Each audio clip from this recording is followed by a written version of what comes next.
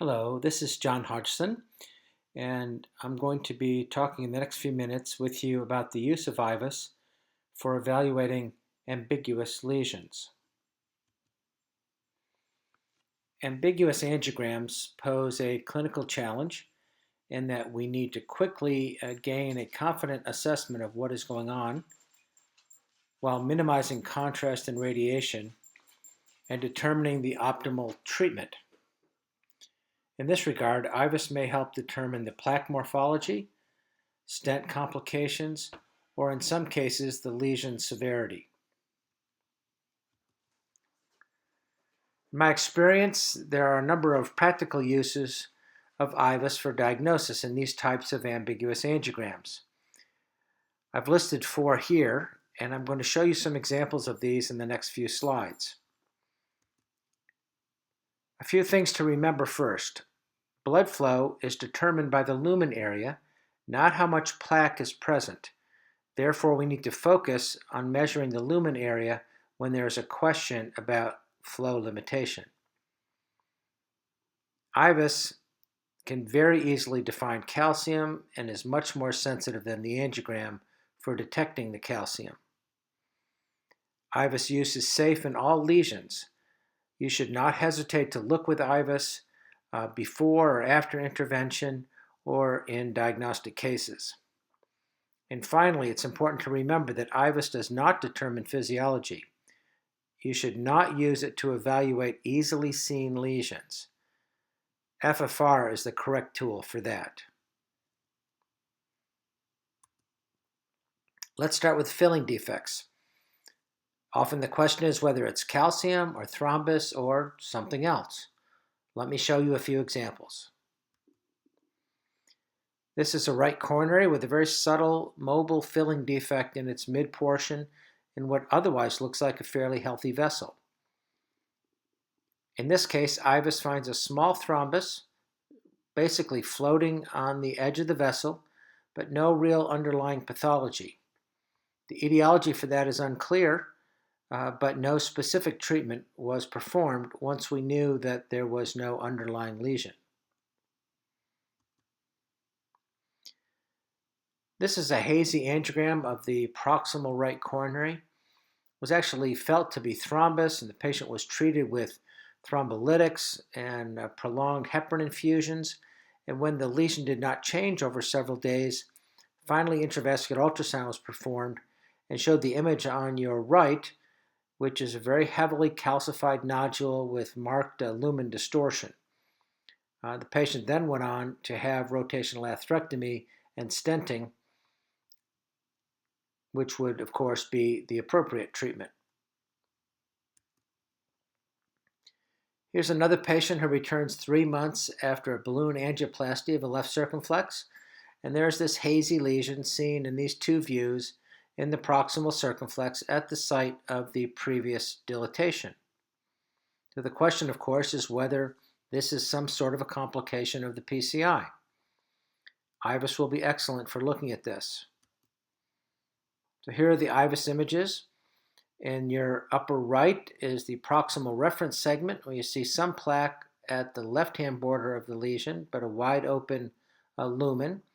In your lower right is the distal reference, which is essentially a normal vessel. Then your 2 panels in the middle show the proximal and more distal aspect of this hazy lesion. And in fact, what you can see is this is a large calcified plaque, which has been split during the previous intervention and is actually widely patent with no evidence of neointimal hyperplasia. This is essentially a post-balloon plaque fracture, which is healed very nicely. Let me outline the area in these 2 sections, and I think you can appreciate the kidney bean-shaped appearance in the more proximal section and the clear dissected calcified plaque in the inferior picture.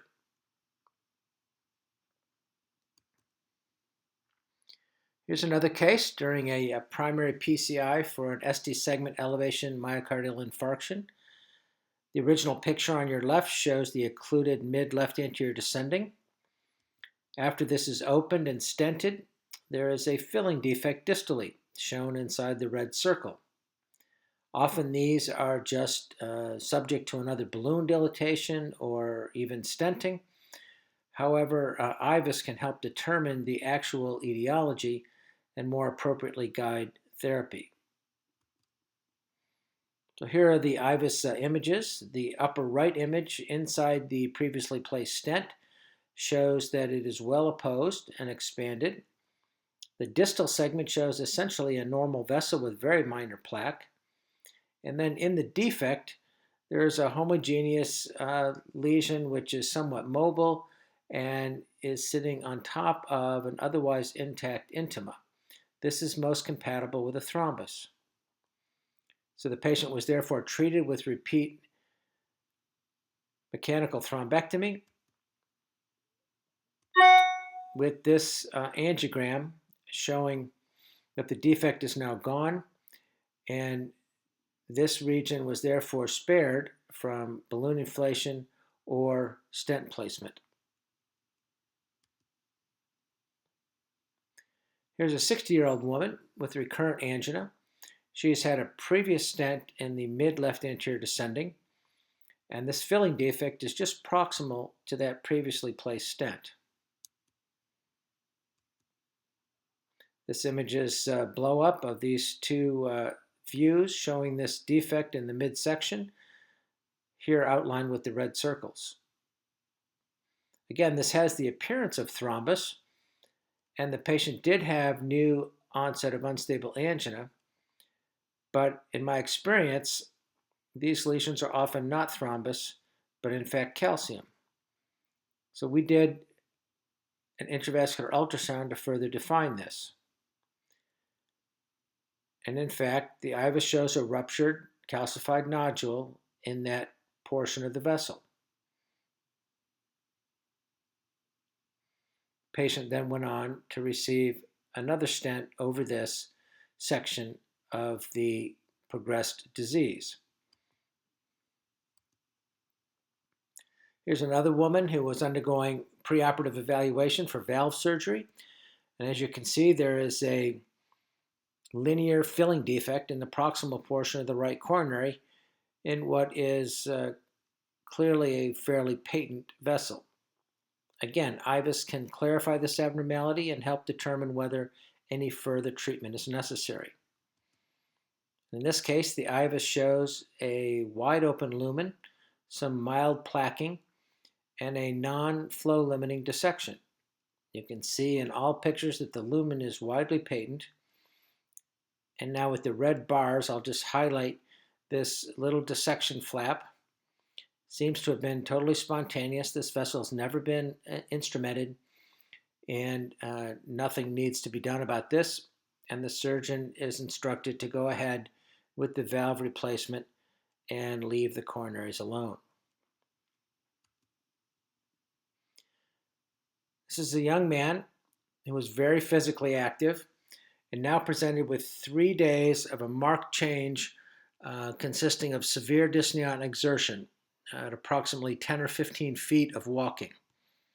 He had a normal EKG, a normal echo, normal biomarkers. He underwent catheterization, and you can see these large vessels, but there is a small defect in the proximal portion of the left anterior descending, as highlighted here in the yellow circles. So this underwent further evaluation.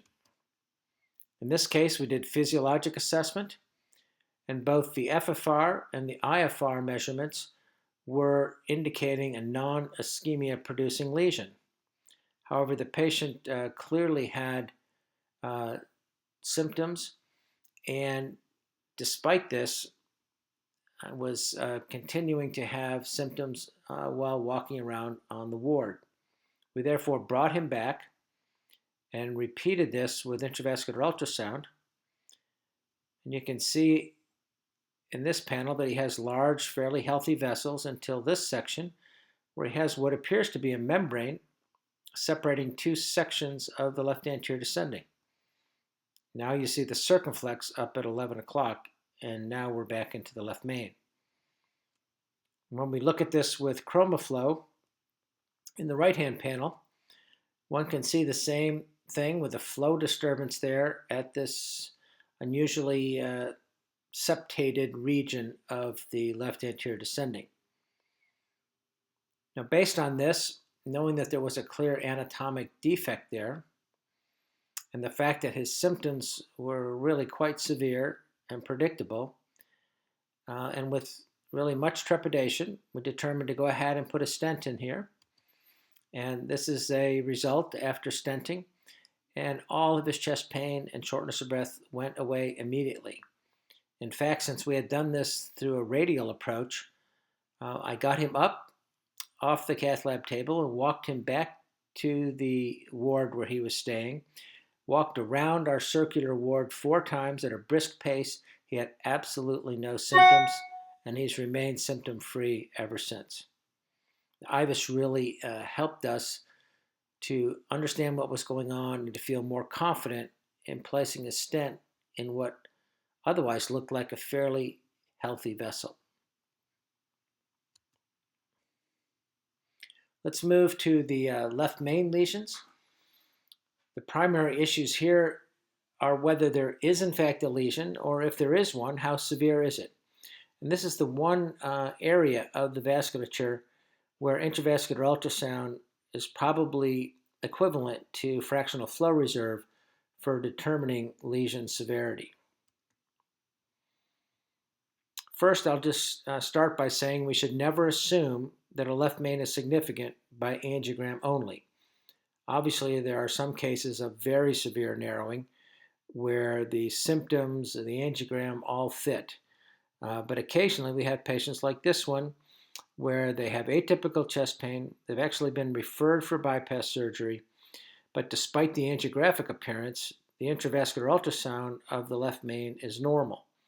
And I actually have a number of cases that our surgeons have referred to me for an IVUS of the left main because they are not confident that the angiographic pictures clearly define a significant lesion.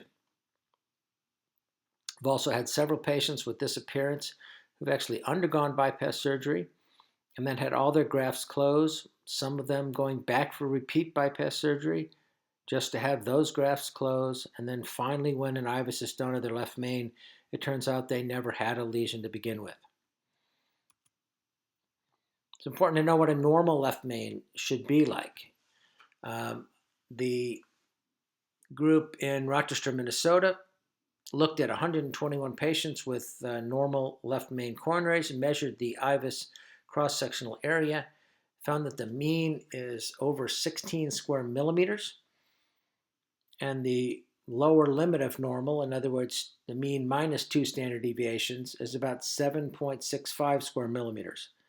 This is just over a 3 millimeter diameter vessel. So normal left mains are about 5 to 6 millimeters in diameter, and the lower level of normal is larger than 3 millimeters in diameter. So when we're looking at vessels, we need to keep this in mind. The vessel may not have a stenosis, but if the absolute cross-sectional area is low, it can still be flow limiting. So there's 2 angiograms from a patient who has a clear proximal LED lesion. However, I was not sure about the distal portion of his left main or the ostium of the LAD. I'll show you that here in these blow-up pictures. The green circle is over the clear proximal LED lesion. The yellow circle shows this haziness at the ostium of the LAD, and then particularly in the AP cranial view on the right, this indentation with calcium in the distal left main. So prior to just stenting the left anterior descending, I felt it was prudent to investigate the entire region to ensure that the patient wouldn't be better served by a revascularization involving his left main. So here's the intravascular ultrasound pullback from the LAD through into the left main with the ChromaFlo on, and you can clearly see lots of calcification, lots of disease, which is of course not unexpected. But when one actually measures the lumen area, which will determine the blood flow, one has these findings. So in the ostial portion of the LAD, you can see the lumen area is just over 6 square millimeters, and there is a large amount of bulky plaque from about 7 o'clock up through 12 o'clock. As we pull back into the distal portion of the left main, a very oval-shaped eccentric lesion with heavy calcification, but the lumen area there is 8 square millimeters. Still quite sufficient for adequate blood flow. So both of these lumens are clearly diseased, but sufficiently patent for good blood flow, so we were confident in going on and treating the focal proximal LAD lesion and leaving these two areas alone. There's another gentleman with a very positive stress test, but on his angiography there's this cleft-like appearance of the ostial left main. Again, an easy place to investigate with IVUS, and the IVUS in this case shows a widely patent vessel over 6 millimeters in diameter, and this is just an angiographic abnormality that has no clear narrowing of the left main. We could therefore go on and treat his other focal lesions that were actually causing his angina. Somewhat of a similar case here, although this patient's positive stress test and angina turned out to be from his left main. So one can see a much smaller overall vessel, only 3 millimeters in diameter, with a minimal cross-sectional area at the distal left main of only 4.8 square millimeters. So this patient, in fact, needed bypass surgery to treat his distal left main lesion. The correlation between IVUS and FFR has been studied in not only non-left main lesions, but also in left main lesions. Here's a study from Jasti in 2004, which showed that the optimal differentiation between lesions with a low FFR and those with a non-ischemic FFR was approximately 5.9 square millimeters. And this is why we typically use 6 square millimeters as a cutoff for physiologic significance in the left main. Similarly, it's important to realize that IVUS is best for determining who does not need a left main intervention, rather than trying to rule in patients who should be treated. That is shown in this study, where the minimal lumen area within the left main was again correlated with FFR. And one can see that if the minimal lumen area is greater than 6 square millimeters, it's very unlikely that the patient will have a physiologically abnormal FFR. On the other hand, when the lumen area is less than 6 square millimeters, many patients still have good blood flow and an FFR which is above the ischemic threshold. So IVUS is great for ruling out lesions, but not ruling in lesions that need treatment. Let's move on to some Peri-stent issues. These revolve usually around dissection, uncovered plaque, spasm, or intramural hematomas. Intramural hematoma has a very characteristic IVUS appearance. The angiogram will also have a very smooth lesion. It is either proximal or distal to the stent, and it can certainly propagate and is, I think, the most common cause of acute vessel closure about 1 to 2 hours after a stent has been placed. The ultrasound appearance is also very characteristic, usually a D-shaped, very homogeneous collection of blood which is in the vessel wall between the media and the adventitia, as you can see here. And note the difference between this highlighted section and the plaque on the opposite wall, which is in fact standard atherosclerotic calcified plaque with an acoustic shadow.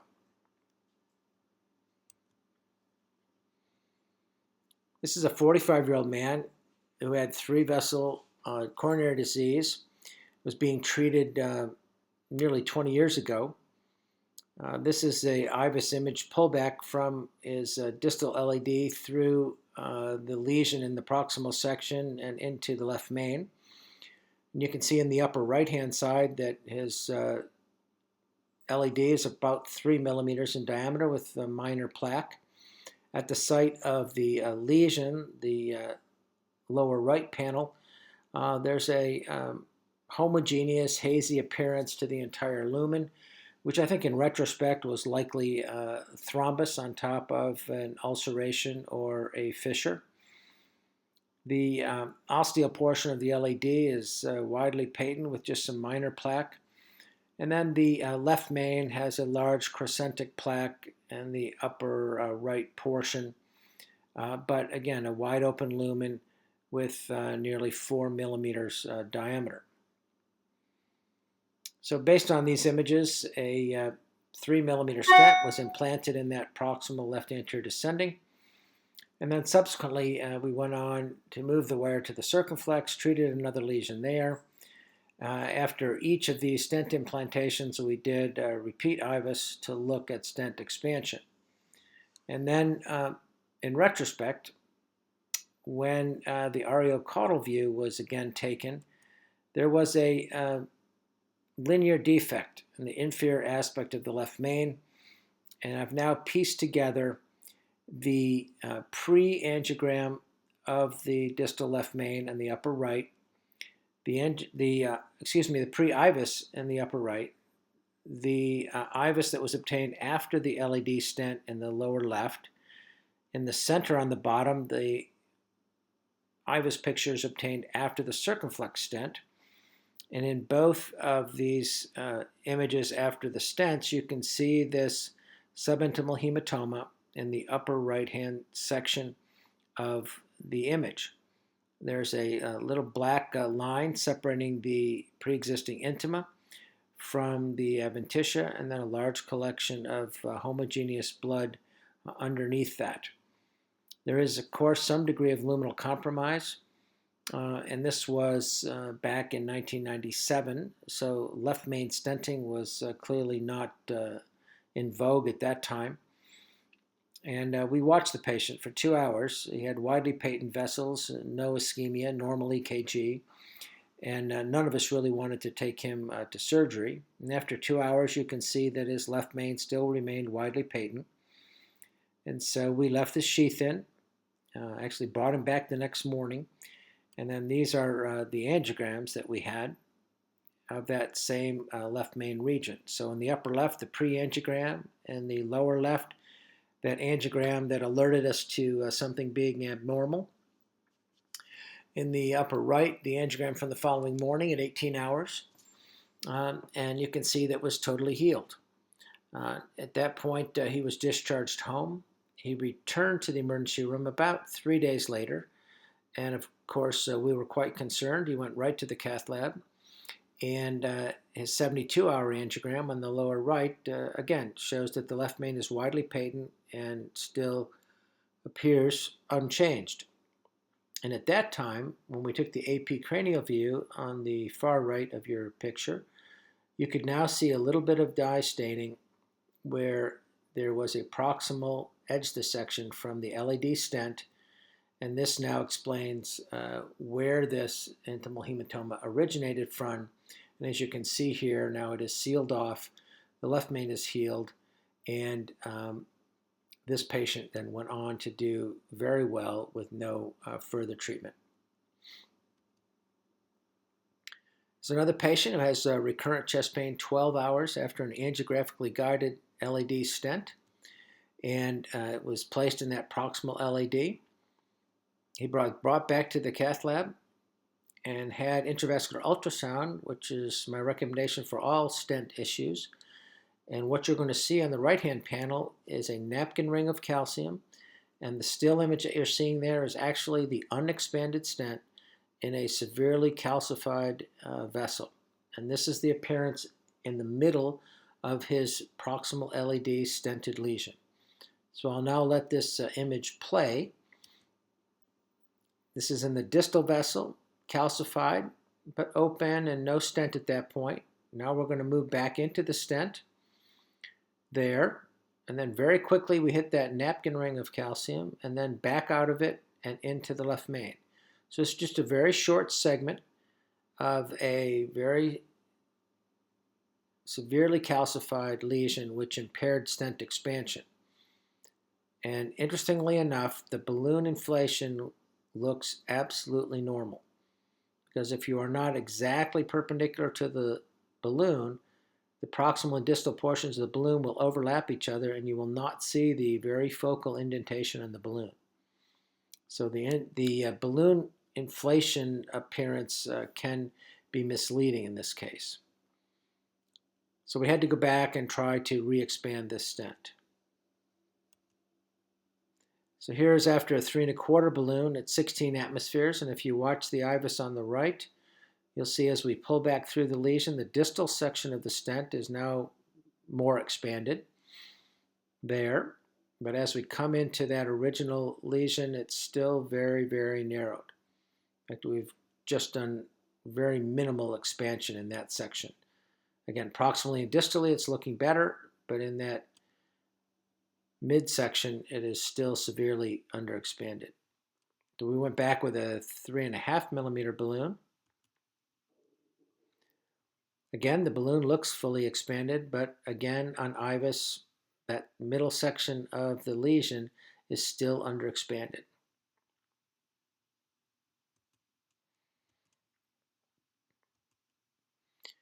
So I show you this case just to remind you to always consider calcium and to be very wary of it before you put a stent in.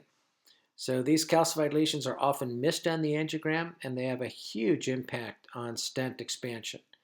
As you can see here, after a fair amount of work with oversized balloons and high pressure, and in fact I didn't show you, but we also did 2 balloons side by side at 28 atmospheres, trying to further expand this. And on the bottom you can see how we started and what we ended up with, which was still underexpanded for this degree of stent. And so our only option at that point was to have the patient continue on dual antiplatelet agents and really to hope that things went well. So always look for calcium first so that you don't end up in this type of a situation with an unexpandable stent.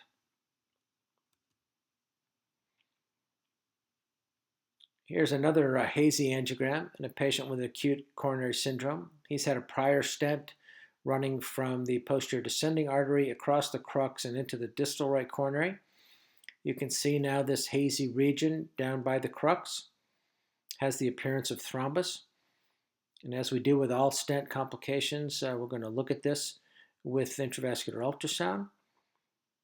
And if we start in the lower right-hand panel now in the midsection of the posterior descending, you can see really a pretty healthy vessel. It's about 3 millimeters in diameter.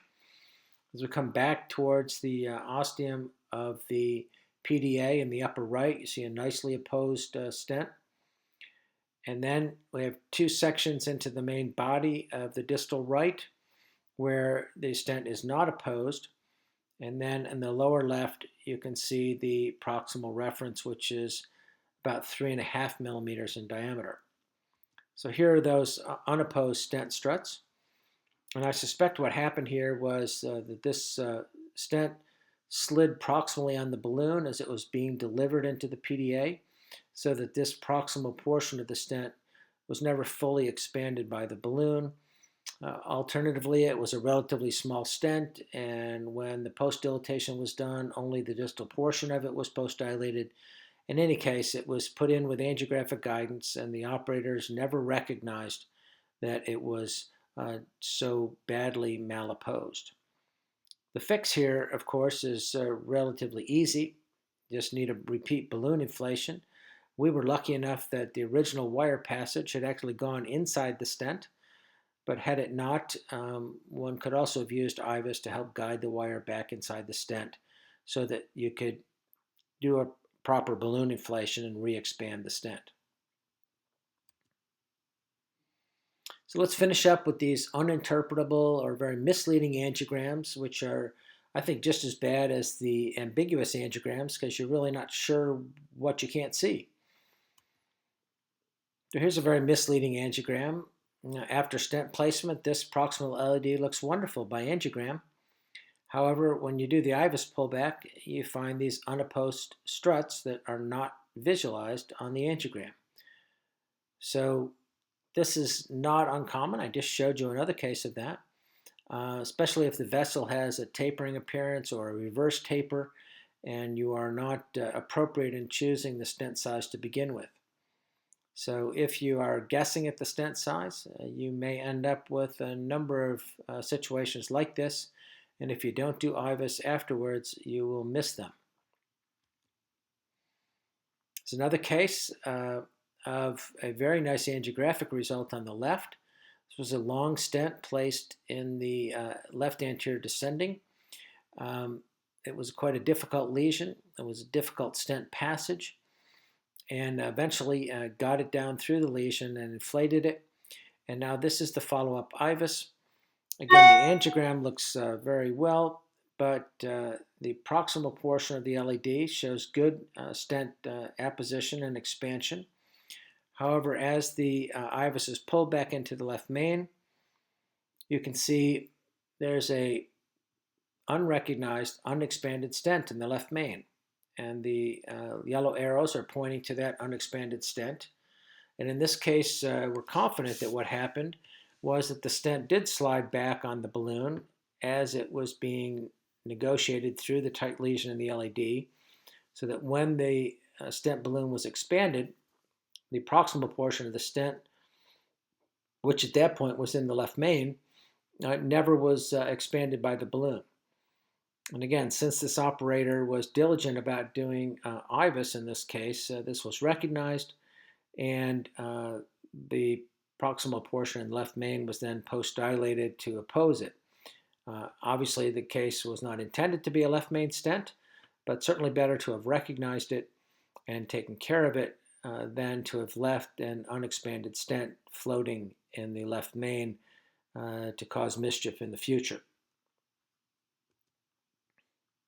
This is another type of difficult angiogram. There is a chronic total occlusion of the LED. It's flush occluded at the takeoff of this large diagonal that you can see in this spider view. And in this case, the IVUS can be very useful to figure out where that ostium actually is. There's another view in the AP cranial, and again, you can see the LED ghosting in here in the middle by left-to-left collaterals. But the exact origin from the branching diagonal is somewhat unclear. So this is a wonderful use for IVUS. You can put a wire into the diagonal, run the IVUS into the diagonal, and very slowly go back and forth until you see what you see here at 3 o'clock, the large occluded left anterior descending. So once you have this, you know exactly where the takeoff is, because you can see the imaging portion of the catheter. And then we can use the IVUS to actually guide the cap penetration. In this case now the IVUS is still in the diagonal, and you can see a second wire going out into this totally occluded LED. That's the very bright echo you see there at about 3 o'clock. So in real time, you can guide the wire into the occluded LED cap.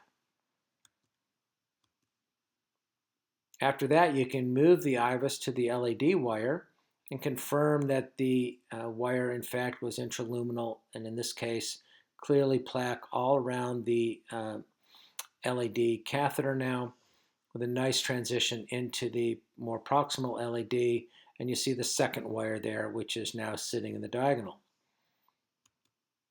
Once you've confirmed all of that, made your measurements, it's quite easy then to do a stent placement and end up with a very nice result, and then confirm that, of course, with your post-IVUS, looking for stent expansion, apposition, and in this case, it's a crossover stent, goes over the diagonal there and back into the more proximal portion of the LED. There are other side branch issues that are difficult to sort out on the angiogram. So this is after a stent placement in a main vessel in another patient, and now the diagonal ostium appears narrowed. There are many studies now that show that these focal osteo lesions are often not flow limiting and that they really should be assessed further with physiology before any treatment is contemplated. In this case, the stent was being guided by IVUS, so we can often get some information from the IVUS run. Here we can see the stent and the large plaque behind it, as well as in the beginning of this run, when it comes up again, we're going to see the diagonal there at 7 o'clock. It appears to be widely patent. It was appearing down in this section. So we can investigate that further by using ChromaFlo, which will show where the blood flow movement is. Here's the ChromaFlo picture. And again, you can see good blood flow into that diagonal, shown by the yellow arrow here. And then just to confirm that this is physiologically not important, FFR can be measured in the diagonal. In this case, it's 0.86, confirming that this is unlikely to result in any type of ischemia, and we can leave this diagonal ostium alone.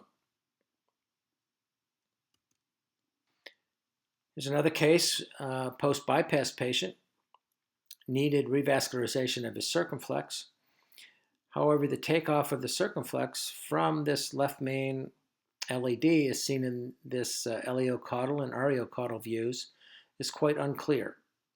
So we can use the ultrasound again to find out where that ostium is.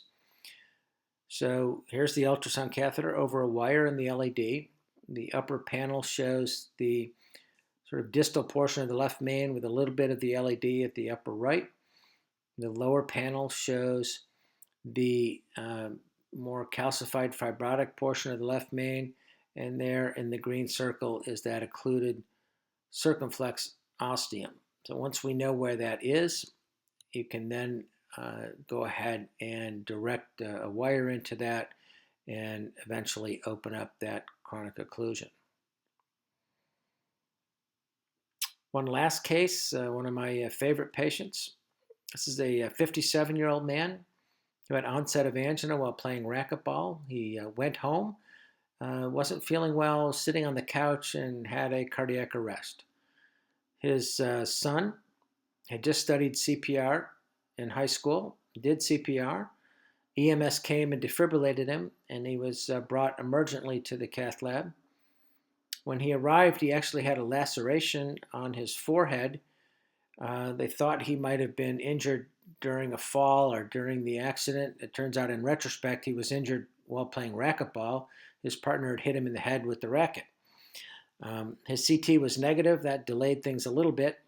By the time he got into the cath lab, his EDP was 25, and these were his angiograms. So he's got a widely patent right coronary. There's some very faint collateralization up to the LED there. And then in the eleocaudal, you can see a flush occlusion of the LED with a high obtuse marginal and circumflex branches as the only things left on the left circulation. So this lesion is crossed with some difficulty. A transfer catheter was used to inject distally and be sure that we were in the correct position. There was a lot of clot seen in the LED left main junction, as you can see in that AP cranial view. The patient was treated with a glycoprotein inhibitor, a antithrombin, and aspirin, and a balloon pump was placed due to the location of the lesion, his elevated end-diastolic pressure, and falling blood pressure. There again is the distal injection just to confirm we're in the right spot. Really couldn't get any antegrade flow through there. And then on the right, you can see that filling defect in the proximal portion of the LED. So he has a balloon pump. He gets a thrombectomy catheter used, and these are his angiograms now after a little bit of stabilization. And it was after the thrombectomy a little bit unclear exactly where the lesion was. And I'll just play these two. And there's clearly a little something going on in that proximal LED, but certainly doesn't look like a severe lesion there. especially in that AP cranial view.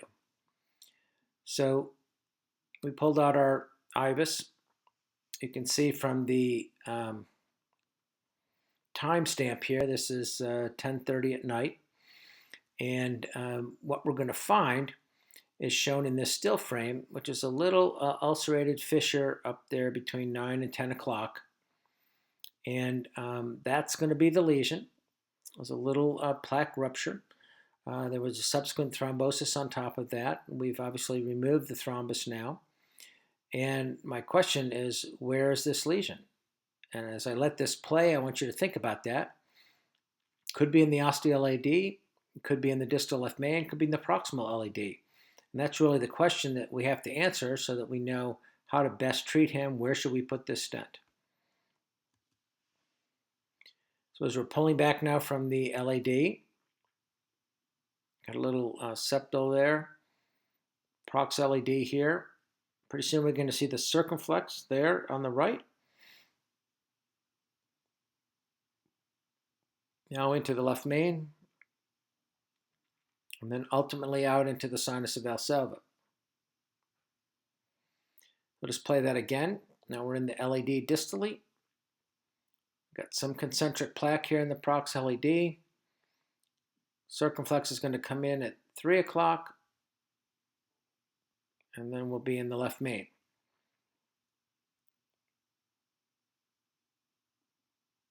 So I hope that most of you recognize that the lesion was actually in the distal left main, and the prox LAD was fairly free of disease. And in fact, I think the lesion had ulcerated, and then he had had a thrombus propagate into the LAD. So after much thought, we decided just to finish with a balloon. It was a 2-atmosphere balloon. In fact, I can't tell you exactly why we did that. Left the balloon pump in for 48 hours. He had full neurologic recovery. His acute ejection fraction was 30%. He had no further cardiac symptoms for the next 48 months. His EF improved to 55%. And these are his final angiograms. So in this patient, the IVUS really helped us locate where the lesion was, and in this case, determined not to stent at all. And the patient has done remarkably well. So here he is in the center. That's me in the middle behind him. The patient's in the center there. His name is Mel Jones. He knows that I use his name. And I had the great pleasure to see him 11 years later. Here he is, just a couple years ago now. Obviously still doing well. He's never been back in the hospital. Continues to do great on his medical treatment. This guy now living quite well, just after a simple balloon inflation, no stents, and all of that guided by intravascular ultrasound. So I've been asked to show you what my workflow is for these kinds of ambiguous angiograms. And I really define that as anything you cannot readily explain, or whenever you consider taking more views or getting another opinion, that's a great time to think about doing IVUS just to find out exactly what's going on. So once you're looking at that, you really have two groups of patients. You have the de novo patients, where you're going to image the defect after you anticoagulate fully, and you're going to be assessing for whether there's a lesion, whether it's calcium, what's the lumen area, and then you will determine whether treatment is needed, in which case you'll cycle back up to the treatment options based on the IVUS data, or whether you're finished, in which case the angiograms are over. Now, if it's a post-stent patient, then again, your treatment options are going to be based on the IVUS data, but now you're really looking for restenosis, malapposition, dissections, underexpansion, maybe a wire through the side cell of a stent, and then you're going to make a decision about what needs to be done, and then re-image. And I think it's important to recognize that in any of these cases, you really want to measure that minimal stent area, because that's what's going to determine how adequately that stent result will be. If your treatment is successful, then you're done. If your treatment shows that it still doesn't look very good, then you, of course, retreat and re-image with IVUS, like I've showed you on some of these calcified lesions, until you get the result that will give the patient a good outcome. So in conclusion, IVUS imaging allows determination of the presence of a lesion, the lesion composition, particularly calcium, and the potential need for treatment. IVUS detects problems that are not apparent on the angiogram, and I think it's important to recognize that there are certain situations where we always should image because the angiogram is just unreliable and we can't see the issues that IVUS can pick up. IVUS imaging can certainly determine the abnormalities associated with stent failure and suggest appropriate treatment. And finally, it's my view that IVUS should be performed routinely so that the operator is familiar with image interpretation and really comfortable in recognizing normal from abnormal findings. And that way, when they have an unusual circumstance, they'll be able to put in the IVUS and very quickly sort out what the issue is. So thank you very much for your attention, and I hope this has been helpful.